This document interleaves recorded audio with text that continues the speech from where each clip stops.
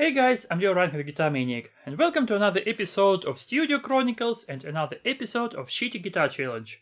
If you don't know what this is all about, please check out my previous video. The link is in the description below. And today we are going to prepare this 12-string guitar to the studio work. The label on a headstock says that this guitar was made by C.G. Winne. Some of the questionable German internet resources claim that this was a Japanese brand from the 70s. But for me this is important not where this guitar comes from, but rather what can I do with this guitar and if this guitar can get my job done. The last thing that I expected that this guitar would cause me so much trouble making it ready for the studio work. It was all dirty and dusty with the rusty strings. That's the usual thing if guitar is used for a long time as a wall decoration. I thought that putting new strings will solve this problem. But first I grabbed some Dunlop 65 guitar cleaner that works always great on the guitars. And I used some lemon oil on the fretboard. The manufacturers claim that lemon oil works as a conditioner for the rosewood or ebony fretboard, preventing them from drying out. I don't know if this statement is true, but at least lemon oil removes all the dirt from the fingerboard. Then I had to fix the tuners.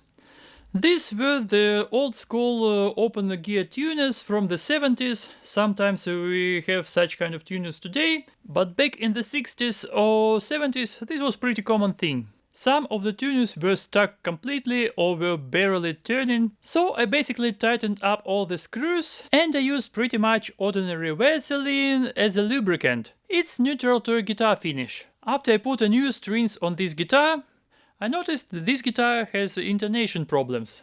For those of you who are new to a guitar world or to the music world in general, intonation is basically how accurately each pitch of every note is represented on the instrument.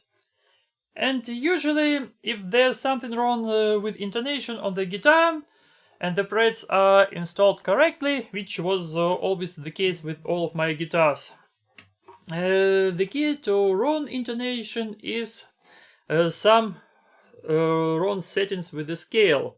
What is scale? Scale is basically distance between nut and the bridge. And important thing, the 12th fret on the guitar divides scale into exactly the same parts. And if you play the harmonics on the 12th fret and you play the note on the 12th fret, it has to have exact the same pitch. If for some reason the played note is lower than the harmonics played on the 12th fret, that means that the part between 12th fret and the bridge is bigger than the part between 12th fret and the nut. And basically you have to move the bridge towards the nut. If it goes sharp, as this was in my case, that means that the distance between 12th fret and the bridge is smaller than the distance between the nut and the 12th fret.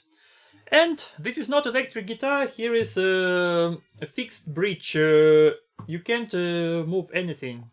At first I was frustrated because I can't use this guitar in a studio session.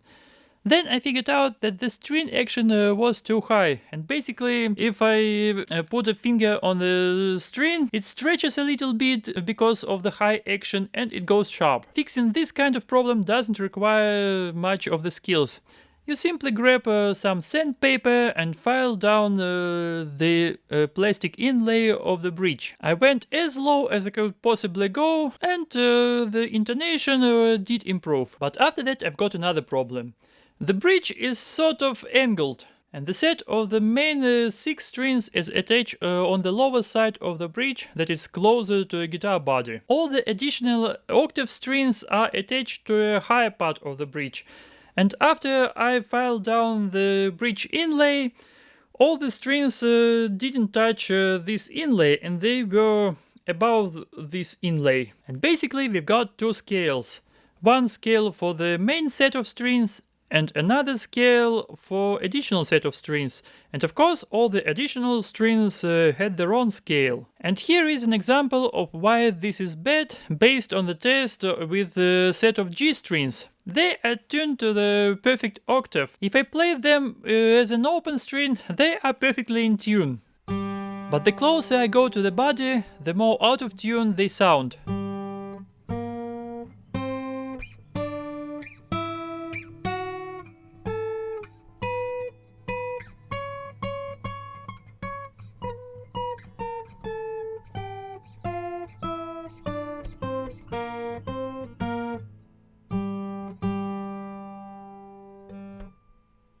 I made pretty much unorthodox thing to the guitar that doesn't belong to me. I cut down the tiny slots in the bridge to lower down the additional strings. If Johnny sees this kind of modification, he would probably kill me. So let's hope that he doesn't see this video. But on the other hand, he allowed me to fix guitars if necessary. And yes, this was necessary to prepare this guitar to a studio session.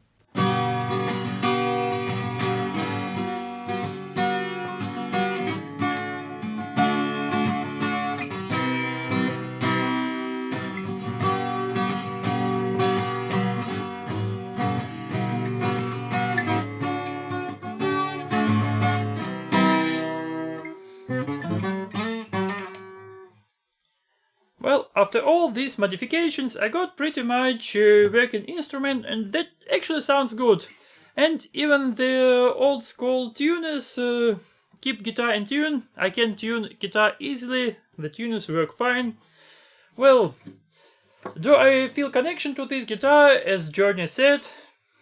Well, most probably I would choose some guitar with a cutaway, because I want to reach all these upper frets without any difficulties. Well, what can I say about this guitar? I was a nylon string player all along, and basically ever since I tried out anything else than classical guitar, the big issue for me was how hard it is to play on particular strings. And that's why I never had any Western guitars. I thought that playing the metal strings was sort of difficult, until I purchased one recently. Well, and usually if you purchase some of the Western guitars or acoustic guitars with metal strings, whatever people call them in different parts of the world, well, the gauge of the strings that is put from the manufacturer is usually something like 11 up to 52 or something like that. And for me, this is kind of a pretty heavy gauge string. I prefer to go with the 10th gauge of the strings. The same thing was with the 12-string guitars. You have to put your finger of two strings at the same time, and that's is also a lot of tension for me.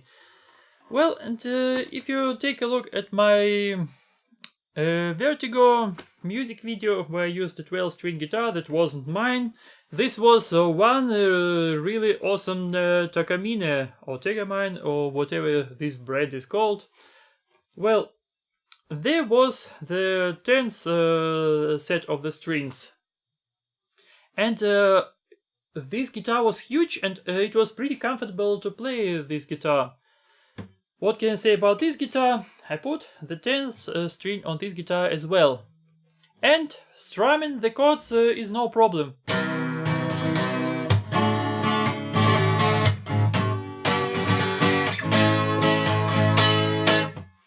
But if you would like to play some solo parts,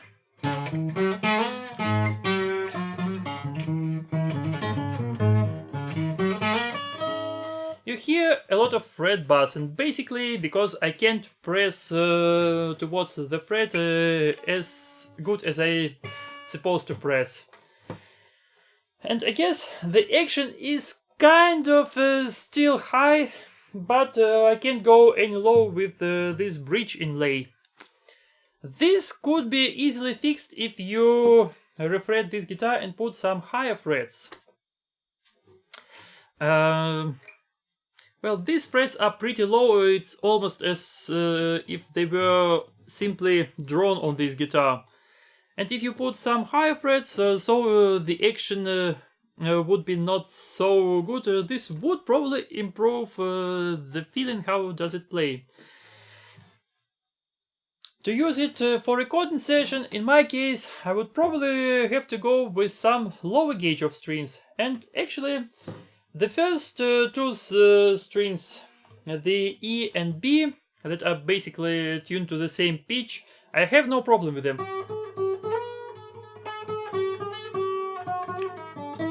It's basically these octave strings that cause trouble.